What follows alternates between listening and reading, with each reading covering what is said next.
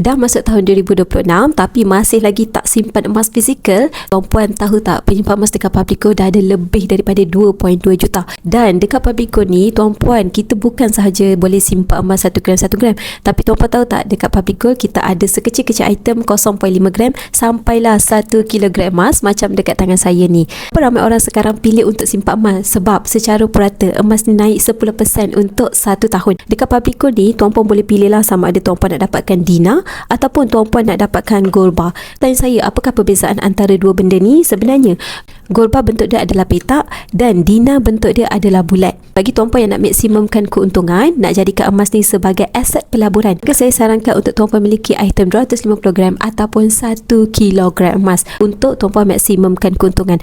Contoh, tuan-puan tahu tak, hari ini 1 kilogram emas dekat tangan saya, harga dia bernilai lebih daripada RM605,000. Tahun lepas 2024, 1 kilogram emas yang sama harga dia adalah sekitar RM409,000. Dalam jangka masa 1 tahun sahaja, berlaku kenaikan lebih RM200,000 untuk item 1 kilogram emas ni. Dan berita baik bagi tuan-puan yang tak tahu lagi, ada buat promosi di mana bagi tuan-puan yang ada bajet sekitar RM600,000 nak dapatkan 1 kilogram emas ni, Public Gold akan hadiahkan 5 gram emas yang berharga RM6,500 kepada tuan-puan. Untuk dapatkan 1 kilogram emas yang pertama dengan Public Gold ni, boleh isi borang biru ataupun terus tunjuk pin di video tutorial saya cara untuk bermula. Saya akan get tuan-puan dalam simpanan emas dengan Public Gold.